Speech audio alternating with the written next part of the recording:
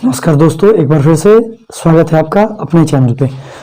तो दोस्तों, जैसा कि ये पार्ट नंबर 4 है, वीडियो नंबर 4 है। मैं प्रकाश का प्रवर्तन पढ़ा रहा था, उसमें मैं आप लोगों को यहाँ पर बता रहा था कि प्रकाश के प्रवर्तन क्या है, प्रवर्तन के नियम क्या है। पिछले वीडियो में मैंने बताया था, और प्रकाश किन किन नियमों का पालन करते हुए एक किसी सतह से टकराकर वापस उसी माध्यम में लौटती है, इसके बारे में पढ़े थे। आज की वीडियो में हम पढ़ेंगे दोस्तों कि प्रकाश के प्रवर्तन के कितने प्रकार हैं। फिर इसके साथ साथ हम पढ़ेंगे दोस्तों प्रतिबिंब के बारे में कि प्रतिबिंब क्या होता है। उसके साथ साथ हम पढ़ेंगे दोस्तों समतल दर्पण में बनने वाले प्रतिबिंब। तो चलिए समय को बिना गवाए हम लोग वीडियो को शुरू करते हैं। तो दोस्तों देखिए, यहाँ पर क्या है, प्रकाश के प्रवर्तन के प्रकार। प्रकाश के प्रवर्तन के प्रकार दो होते हैं दोस्तों। प्रकाश के प्रवर्तन के प्रकार दो होते हैं। कौन कौन? एक होता है नियमित प्रवर्तन और एक होता है अनियमित। हम आपसे पूछते हैं दोस्तों कि प्रकाश जो है किसी आईने पर गया तो टकराने के बाद वापस क्या हो गया, उसी माध्यम में लौट गया। लेकिन हम कहते हैं दोस्तों कि वही प्रकाश किसी ईंट पर गया और ईंट पर जाने के बाद वापस उस माध्यम में लौटेगा। तो आपके दिमाग में ये बात निकल के आएगी दोस्तों, आपके दिमाग में कहीं सस्पेंस होगा ये कि प्रकाश जो है ईंट से परिवर्तन नहीं होगा। लेकिन दोस्तों मैं आपको बताना चाहता हूं जैसे, फिर इसके अलावा मैं आपसे दोस्तों ये कह सकता हूं कि प्रकाश जो है कि जैसे आपके दिमाग के अनुसार मैं ये बताना चाहूंगा कि आप कहेंगे कि समतल सतह से परिवर्तन हो सकता है, रुखे तल से नहीं होता है। हो सकता है दोस्तों। देखिए यहाँ पर क्या है, नियमित परिवर्तन अनियमित परिवर्तन में क्या है कि एक जगह क्या है, प्रवर्तक सतह समतल है और एक जगह प्रवर्तक सतह क्या है, उभड़ा है। उभड़ा मतलब क्या, उठा और नीचा। हम कह सकते हैं रुखड़ा है, एक रुखड़ा तल है और एक चिकना तल है।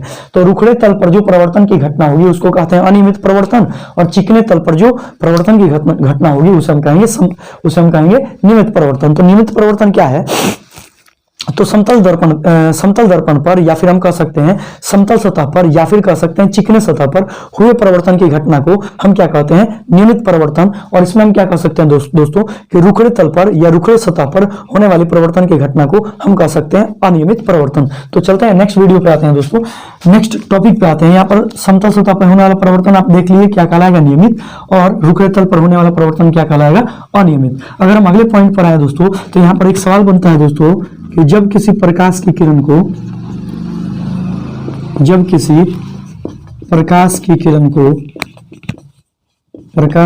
को परावर्तक सतह पर, किस सतह पर, परावर्तक सतह पर लंबवत आपतित कराते हैं। कैसे आपतित कराते हैं, लंबवत आपतित कराते हैं, लंबवत आपतित कराते हैं, तो परावर्तन कोण का मान क्या होगा, परावर्तन कोण का मान क्या होगा। तो चलिए देखते हैं दोस्तों, समय को बिना गवाए। यहाँ पर क्या है, हम एक तल बना लेते हैं। जैसे कि ये अपने पास कोई तल है और इस तल पर यहाँ से प्रकाश की किरण किसी टॉर्च के माध्यम से लंबवत आपतित हो रही। कैसी आपतित हो रही है, लंबवत आपतित हो रही। ध्यान देना, ये प्रकाश की किरण जा रही है, ठीक है दोस्तों, और ये है आपको कोई तल।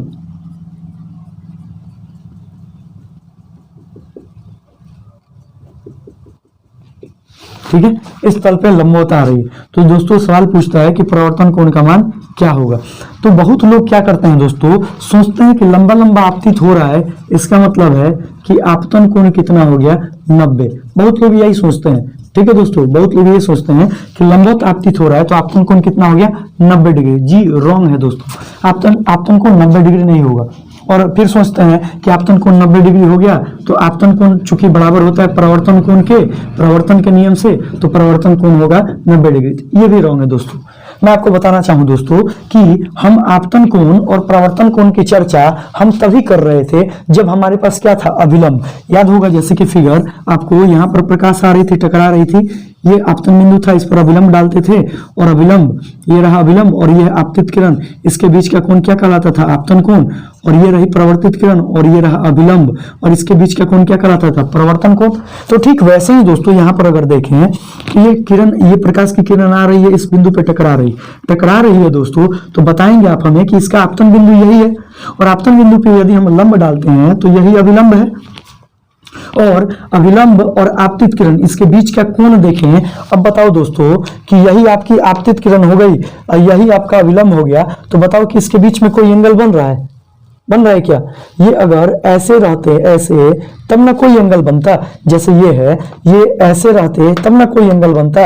अब ये दोनों क्या हो गए दोस्तों? दोनों मिलके हो गया एक हो गया, तो इनके बीच कोण ही कहाँ बन रहा है? कोण नहीं बन रहा है, यानी कि अविलंब और आपतित किरण के बीच का कोण नहीं है। अविलंब, ये रहा अविलंब और इसी पर है आपतित किरण, इसके बीच क्या है? कोण नहीं है। तो कोण नहीं है इसका मतलब क्या है? आपतन कोण हो गया 0, और परावर्तन के नियम से जब आपतन कोण आपका 0 हो गया तो परावर्तन कोण भी क्या होगा दोस्तों? 0। तो इस सवाल का जो जवाब होगा दोस्तों, इसका जवाब क्या होगा? 0 डिग्री आंसर। ठीक है दोस्तों। अब नेक्स्ट टॉपिक जो है दोस्तों अपने पास, वो नेक्स्ट टॉपिक जो है उसको समझना जरूरी है। उस टॉपिक का नाम है दोस्तों प्रतिबिंब। क्या है? प्रतिबिंब। तो प्रतिबिंब को जानना जरूरी है, समझेंगे, प्रतिबिंब को समझेंगे बिना समय को गंवाए कि प्रतिबिंब क्या होता है। इसको कहते हैं इंग्लिश में इमेज। क्या कहते हैं दोस्तों? इमेज। इमेज क्या होता है दोस्तों? तो याद रखिएगा कि प्रतिबिंब क्या होता है। तो प्रतिबिंब की सिंपली हम परिभाषा दे सकते हैं कि किसी बिंदु स्रोत से आती हुई प्रकाश की किरण दर्पण से परावर्तन के बाद जिस बिंदु पर वास्तव में मिलती है या मिलती हुई प्रतीत होती है उसे हम क्या कहते हैं? प्रतिबिंब कहते हैं। परिभाषा क्या है कि किसी बिंदु स्रोत से आती हुई प्रकाश की किरण, हम इसको क्लियर करेंगे, ध्यान रखिएगा। किसी बिंदु स्रोत से आती हुई प्रकाश की किरण, किसी बिंदु स्रोत से आती हुई प्रकाश की किरण, प्रकाश की किरण दर्पण से परावर्तन के बाद, दर्पण से परावर्तन के बाद जिस बिंदु पर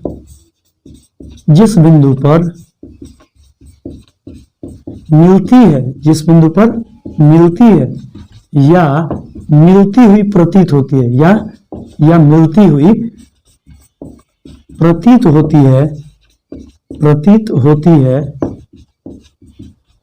क्या कहलाती है दोस्तों? प्रतिबिंब कहलाती है। क्या कहलाती है? प्रतिबिंब कहलाती है। चलिए अब समझाते हैं हम आपको कि किसी बिंदु स्रोत से प्रकाश कैसे निकलती है और कैसे किसी सतह पे मिलती है और कैसे हम उसको प्रतिबिंब मानते हैं। तो आइए डिस्कस करते हैं दोस्तों। जैसे कि मैं यहाँ पर आपको एक सतह बनाया हुआ हूं, जैसे कि मैं यहाँ पर दोस्तों एक सतह बनाया हुआ हूं और इस सतह पर दोस्तों, इस सतह पर क्या है दोस्तों? इस सतह पर क्या हो रहा है? इस सतह पर प्रकाश की कोई किरण, अब ये कोई बिंदु है, ये क्या है? कोई बिंदु है। ठीक है दोस्तों। तो इस बिंदु स्रोत से प्रकाश की कोई किरण निकल रही है दोस्तों। तो ये किरण जो है ना दोस्तों, ये ऐसे जा रही है और ये ऐसे चली जा रही है। ठीक है दोस्तों, सेम रखते हैं। अब देखो, ये प्रकाश की किरण ऐसे गई और ये ऐसे गई, कोई दिक्कत नहीं है। किसी बिंदु स्रोत से प्रकाश की किरण, जब किसी बिंदु स्रोत से आती हुई प्रकाश की किरण दर्पण से परावर्तन के बाद, ये रहा दर्पण, ये रहा दर्पण। अभी थोड़ी देर में बताएंगे कि दर्पण किसे कहते हैं, घबराइए मत।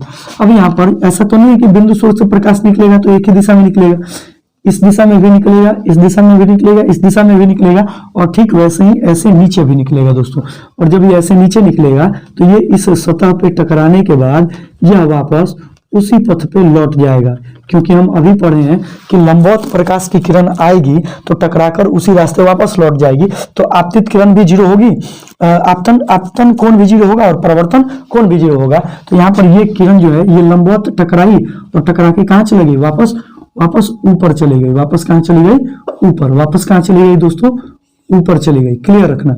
अब यहाँ पर बात ये निकल के आती है कि यदि ये किरण हमारी ऐसे हम इसको पीछे बढ़ाते, यदि इस किरण को दोस्तों, इस किरण को यदि हम ऐसे पीछे की तरफ बढ़ाते, माफ कीजिएगा जरा सा टेढ़ा हो जा रहा है, तो यदि हम इस किरण को ऐसे पीछे की तरफ बढ़ाते और इस किरण को भी हम पीछे की तरफ बढ़ाते, दोनों परावर्तित किरण है, इन दोनों किरणों को हम ऐसे पीछे की तरफ बढ़ाते, तो ऐसा क्या होता है कि यहाँ पर ये मिलती हुई हमें प्रतीत होती। तो अपना परिभाषा क्या है कि किसी बिंदु स्रोत से आती हुई प्रकाश की किरण, किसी बिंदु स्रोत से आती हुई प्रकाश की किरण, ये एक इधर जा रही है, ये एक इधर जा रही है। ठीक है, दर्पण से परावर्तन के बाद, ठीक है, ये परावर्तन के बाद, ये परावर्तन और ये भी परावर्तन। ठीक है, परावर्तन के बाद किसी बिंदु पर मिलती है दोस्तों, ये इधर चली गई, ये इधर चली गई, नहीं ना मिल रही है, नहीं मिलती है, लेकिन यहाँ पर लिख रहा है कि यह मिलती हुई प्रतीत होती है।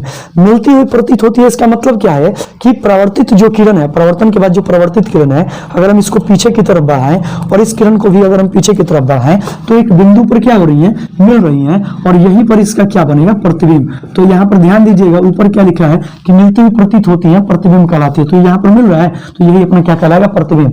अब बात यहीं पर जाके समाप्त नहीं होती है दोस्तों, बात यहीं पर भी समाप्त नहीं होती है, बात यहाँ पर समाप्त होती है कि प्रतिबिंब बना तो ये प्रतिबिंब अब मिलती हुई से एक दूसरा बन जाएगा और मिलती हुई प्रतीत होती से दूसरा बनेगा। तो आगे चल के ना प्रतिबिंब को दोस्तों, प्रतिबिंब को क्लासिफाई किया जाता है टू टाइप में। एक को कहते हैं दोस्तों वास्तविक प्रतिबिंब, एक को क्या कहते हैं दोस्तों, एक को कहते हैं वास्तविक प्रतिबिंब, और एक को कहते हैं दोस्तों काल्पनिक या आभासी प्रतिबिंब।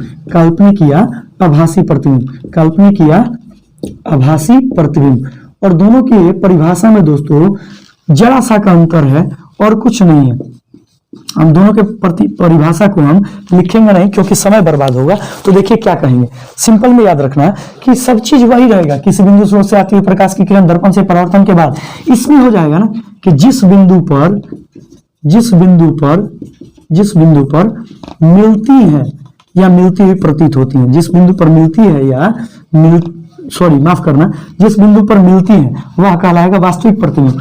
और जिस बिंदु पर मिलती हुई प्रतीत होती है, इसमें क्या कह देना है, जिस बिंदु पर मिलती हुई प्रतीत होती है, इसको याद रखिएगा, जिस बिंदु पर मिलती हुई प्रतीत होती है, इसमें क्या हो जाएगा दोस्तों, जिस बिंदु पर मिलती हुई प्रतीत होती है उन्हें हम क्या कहेंगे दोस्तों, आभासी प्रतिबिंब या काल्पनिक प्रतिबिंब। तो ये चीज क्लियर रखिएगा कि किसी बिंदु स्रोत से आती हुई प्रकाश की किरण दर्पण से परावर्तन के बाद जिस बिंदु पर मिलती है या जिस बिंदु पर वास्तव में मिलती है, यहाँ पर एक जोड़ लीजिएगा कि जिस बिंदु पर वास्तव में मिलती है वास्तविक प्रतिबिंब कहलाता है, और किसी बिंदु स्रोत से आती हुई प्रकाश की किरण दर्पण से परावर्तन के बाद जिस बिंदु पर मिलती हुई प्रतीत होती है उन्हें हम कहते हैं काल्पनिक या आभासी प्रतिबिंब।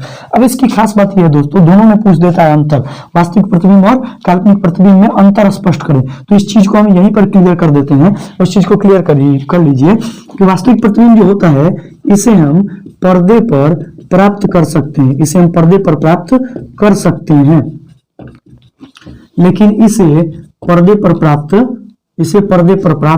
नहीं कर सकते हैं, इसे पर्दे पर प्राप्त नहीं कर सकते हैं। अगले पॉइंट पे है दोस्तों, तो ध्यान ये दीजिएगा कि वास्तविक प्रतिबिंब जो होता है हमेशा उल्टा होता है, या हमेशा कैसा होता है, उल्टा होता है। और काल्पनिक या जो आभासी प्रतिबिंब होता है यह हमेशा कैसा होता है दोस्तों, यह हमेशा सीधा होता है। इस चीज को क्लियर रखिएगा और इस प्रकार आप इसके अंतर स्पष्ट कर सकते हैं। सवाल देता है कि वास्तविक प्रतिबिंब और काल्पनिक प्रतिबिंब में क्या अंतर है, तो आप सब चीज वैसे लिखेंगे, किसी बिंदु स्रोत से आती हुई प्रकाश की किरण दर्पण से परावर्तन के बाद, उसके बाद लिख देंगे जिस बिंदु पर वास्तव में मिलती है वास्तविक प्रतिबिंब कहलाती है। ठीक इसमें कहेंगे कि किसी बिंदु स्रोत से आती हुई प्रकाश की किरण दर्पण से परावर्तन के बाद जिस बिंदु पर मिलती हुई प्रतीत होती है उसे हम क्या कहेंगे दोस्तों, आभासी प्रतिबिंब या काल्पनिक प्रतिबिंब। फिर हम कह सकते हैं वास्तविक प्रतिबिंब को पर्दे पर प्राप्त कर सकते हैं, इसे हम कहेंगे इसे पर्दे पर प्राप्त नहीं कर सकते हैं। वास्तविक प्रतिबिंब हमेशा उल्टा होता है या हमेशा सीधा होता है। इस चीज को अगर आप समझ लिए तो आप हमें कमेंट करके जरूर बताएं। वीडियो कैसा लग रहा है आप हमें कमेंट कीजिए, अगर अच्छा लग रहा है तो हम इस वीडियो को कंटिन्यू रखेंगे। जैसा भी लगे आप अपने दोस्तों के साथ जरूर शेयर करें, कमेंट करें, बताएं कि कहां पे कमी है, मैं उसको सुधारने की कोशिश करूंगा। दोस्तों मैं आपका छोटा भाई हूं, चलिए देखते हैं।